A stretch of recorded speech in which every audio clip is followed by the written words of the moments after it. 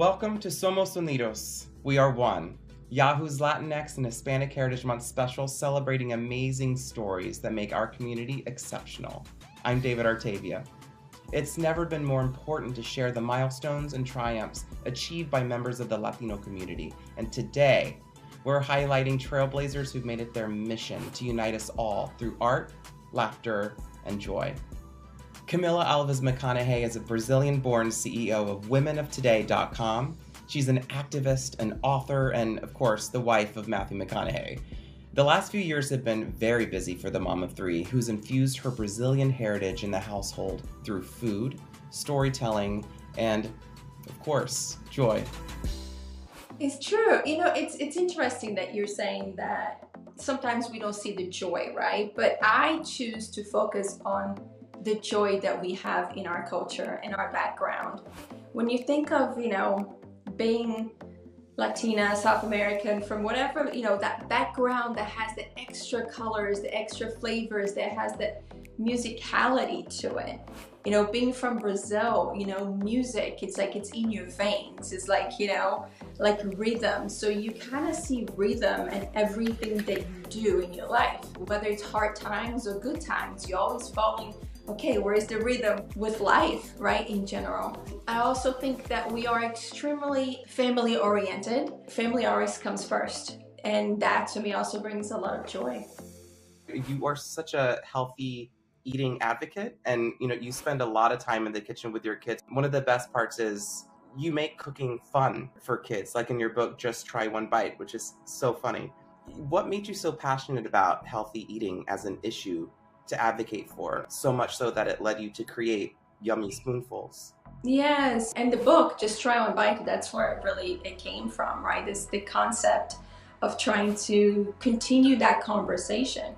I'm not necessarily a healthy eating advocate because that can go into so many different buckets and people are so set on their ways. I was just laughing with my husband the other day because we spoke with different nutritionists, and they're telling you different things and they're so, this way or that way. I'm like, But one of my biggest passion is to incentivize people to do better for themselves, do better for the families, do better for the communities, their neighborhoods, right?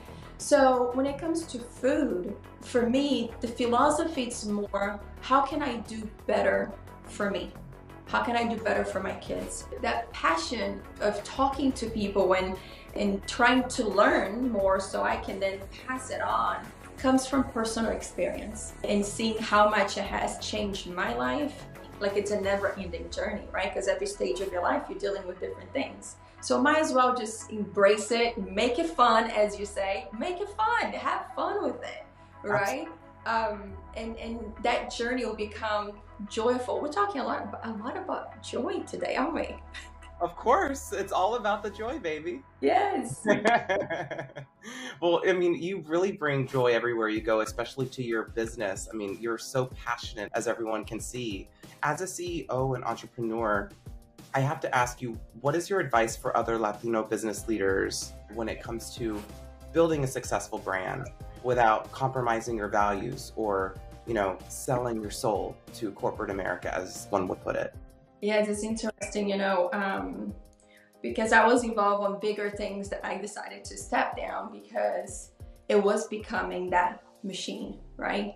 That is like, hey, now we're losing the purpose, we're losing the mission. And I'm like, well, that's not why I started this. That's not why I got into this, right? Being from a different country, if English is not your first language, you have to go in being honest with yourself and understanding that you are coming in as an underdog, that you are going to have to prove yourself. And to have that understanding with the gratitude of the hustle versus a victim mentality is extremely important. Because the minute you turn into a victim, then you're already starting to put yourself in a place of not succeeding. And throughout my years, what I've learned is that actually the fact that I come from a different background, had different experiences, have different cultural experiences around me, it actually gives me the advantage of seeing things from different angles that others may not. So really bringing that to the top of the conversation is bringing that point of view of, like, when you're creating a product, whatever it is, the presentation, the points of views that you're bringing in is so unique, and that finding ways to communicating that in a way that can be an addition, a plus. A lot of business need that, especially in the time now. We're living in a diverse world, right? Now more than ever, when our culture and our politics are so in our face all the time, it's so important to give ourselves that self-love, especially as parents, and it's important for mothers to have difficult conversations with their children, especially given some of the recent things that have happened, like the overturning of Roe v. Wade.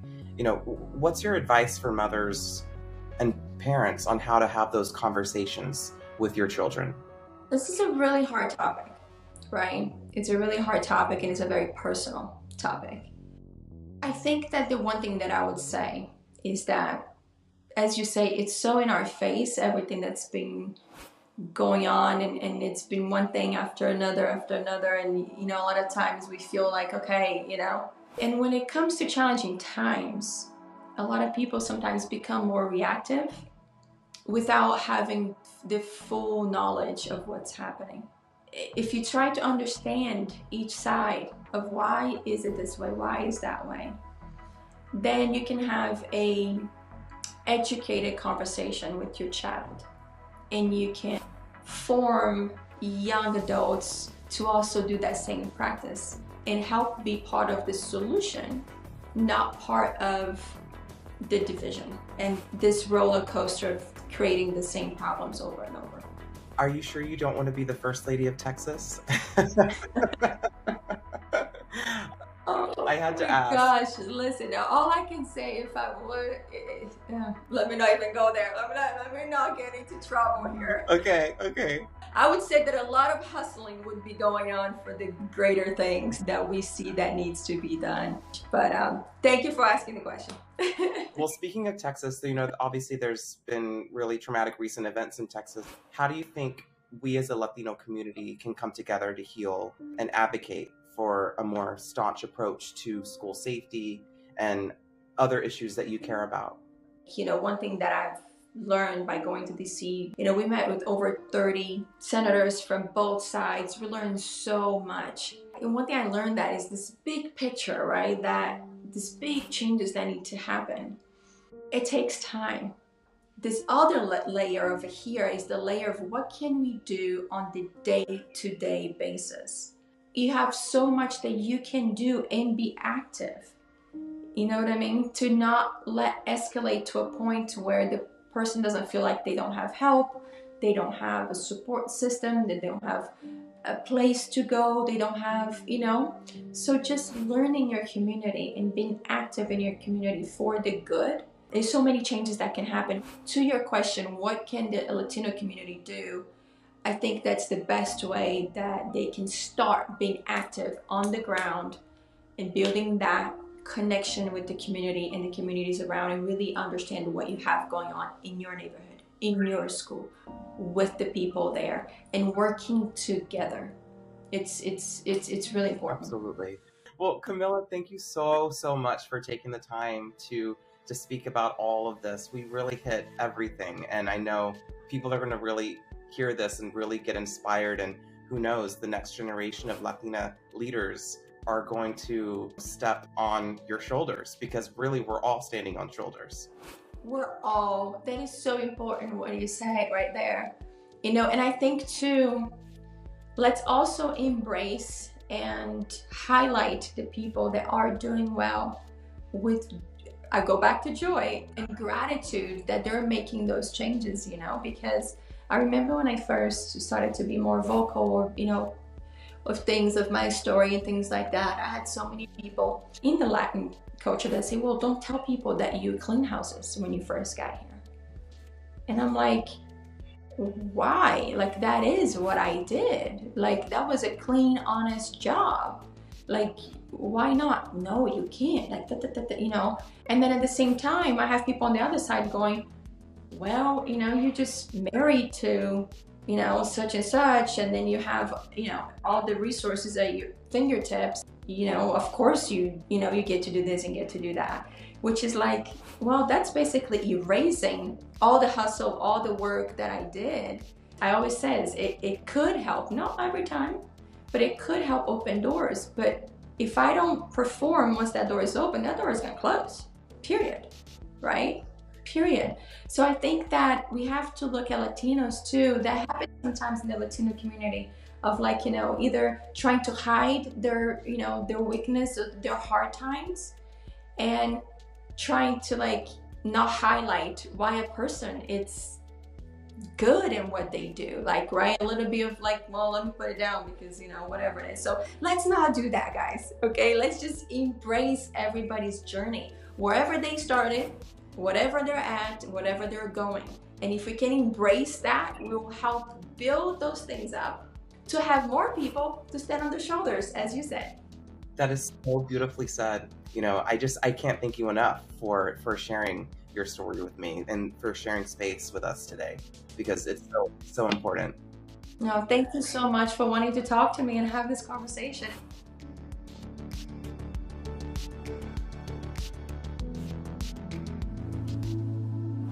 Comedian and producer George Lopez dreamed of one day making it beyond the gates of the Warner Brothers lot and bringing more Latino representation to Hollywood.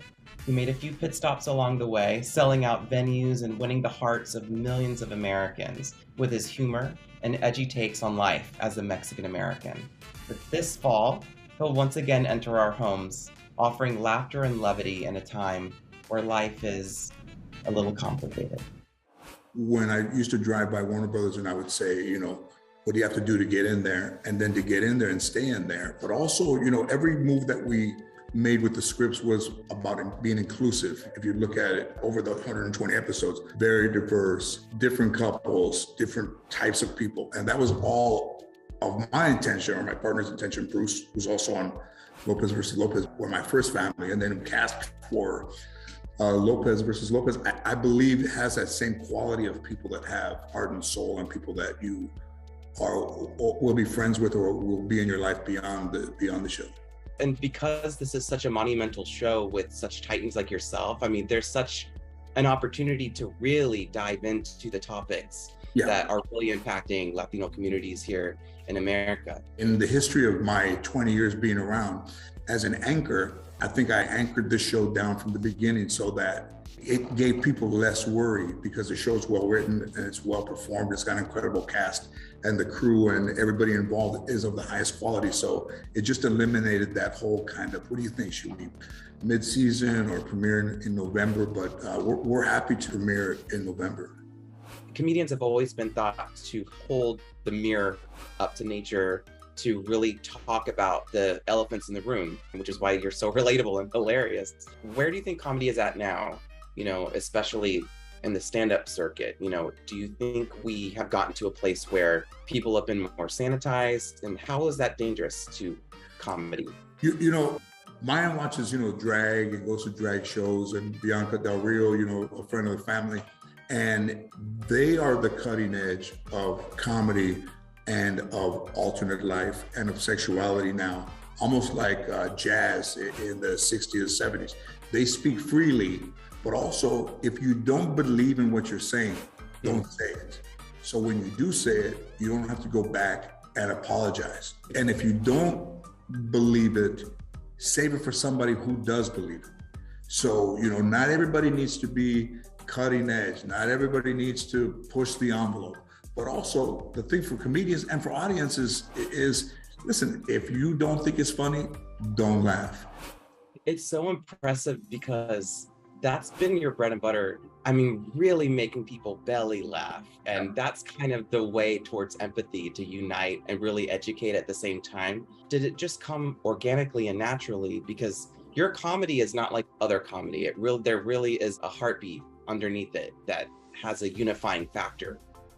Growing up tough and not having a mother or father, but also I think that being a child of television, and I think even as a kid you have a veneer of protection, which no kid should have, a veneer of protection, but also doesn't mean you're not feeling pain. Absolutely. There's been a lot of debate over the term Latinx Yeah. What are your opinions about that conversation that's happening?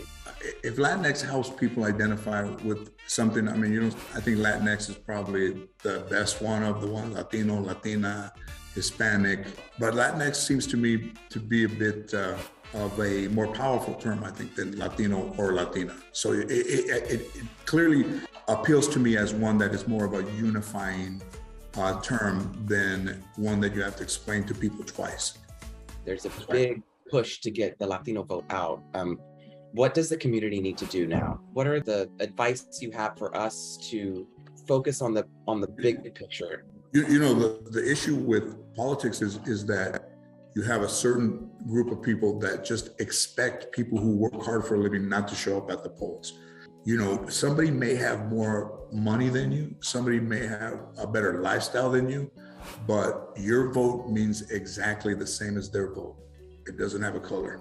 It has power, and you have that power. And the day that we get our voter turnout higher, double it or triple it, is the day that we will be responsible for the change that's going to happen in this country.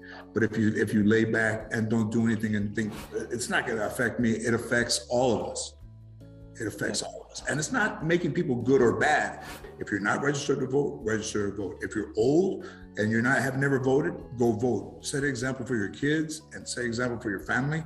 My grandmother was not a person that was looking to motivate me really any way. But for some reason, she never told me. When I turned 18, I'd take her to go vote, and she always voted. And she would even call me and say, hey, did you vote? Make sure you go vote. Very impressive for a woman that really didn't have a lot of things that she would say, oh, make sure you do this, make sure you do that. But voting was at the top of the list. I hear arguments in my community all the time that, embracing our Americanism doesn't mean we're giving up our culture or identity. How can we embrace both? What's your advice for people who may struggle with that idea? Well, there's always going to be a side that wants it to be like in the 50s or earlier than that. But when people get harassed and when people get their health benefits taken away because they think it's depleting the system, it's the people that don't vote that are the ones that are hurt, that are feeling it more significant than other people. But it's also in their hands to be able to make those bills pass and change the way laws are, and change laws with gun control, and change laws with waiting period and investigation and backgrounds and all those things. But what people need to understand also is that Latinos are not a group of people, we're individuals. So if you're with a group of people and they say, oh, they don't really do that, don't worry about the group, worry about being yourself. In your soul and in your heart, when you see people come from an area, wherever people come from. I just spent a lot of time in Puerto Rico. I've been to Mexico, been, all over the world. When you come from a place that has values and traditions that have been going on for 1,000 years, whatever it takes to ignite the passion that's in your heart and in your soul will be there when you need it.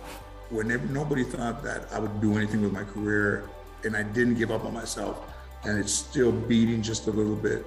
There comes a time when you don't need anybody to tell you how great you are. You don't need anybody to tell you what they think you can do. So nobody should ever feel like they're in a vacuum, or they should feel they're alone, or they should feel that because where they come from, they can't get out of there or lift their families or lift themselves out of there, or they never have stories to tell.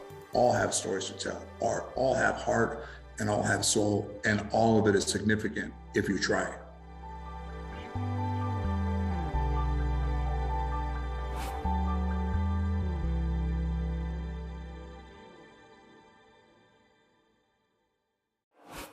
Famed artist Romero Britto came from humble beginnings in Brazil, and he got his big break in Miami, where he used his art as a vessel to unify and spread joy.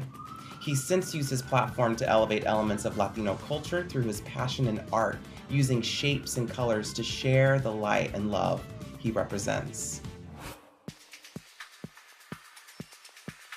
I never thought I would become an artist, a full-time artist like I am today. I thought it would be more like a hobby or something like that. I never thought that I would go this far. I just remember doing drawings in notebooks and things like that when I was a kid. And then as a teenager, I love, doing like ink drawings. And then I started doing finger paint because I didn't have brushes. But I never really have a deeper thought about what I was doing. And as I grew older, it's when I started making self-reflections about, about why like things so clean in the colors to be so organized and the lines and things that I work so hard to be organized every day. And then I try to do that, with my work. You can never deny or take away the fact that I was born in Brazil. I was going to be always with me, the fact that I was born in Brazil. And, there was a point I did a lot of, thematic work, about Brazil, things about Brazil. I bring my experience, people bring their experience, from other countries. I think my colors, are very, vivid, from the light of my city, and the vibrancy of things that I grew up seeing in there. So, and I have in my art, and being so there in your face, so raw, so bright, so like the sun. Like here in Miami is very sunshine year round. There was my town as well, like the colors of the flowers in my mother's garden, or the neighborhood around, the city, and also birds and things like that in the ocean.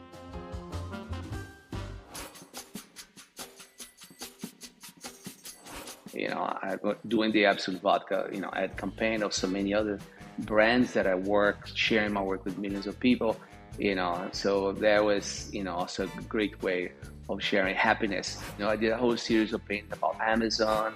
I did things about Carnival. I was invited to be the ambassador for FIFA for the World Cup Brazil, so I did a lot of painting about soccer.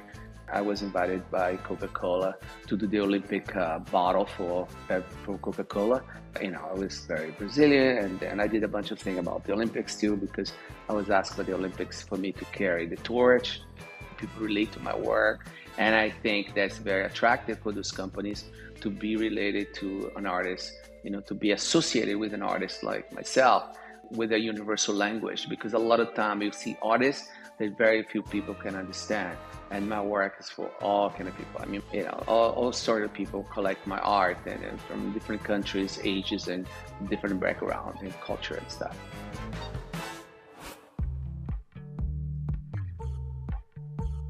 One project I'm so proud of was when there was the turn of the millennium. Kofi Annan at that time, he was Secretary General of the United Nations, and he wanted to promote education that year, when it was turning for the 2000. And then the United Nations asked me to create a body of work, several murals celebrating education. And I did those. And for me, because education is so important, for a human being, because, the more educated you are, the better decision you can make it, and you can do something good for you and your community and to the world if you have education.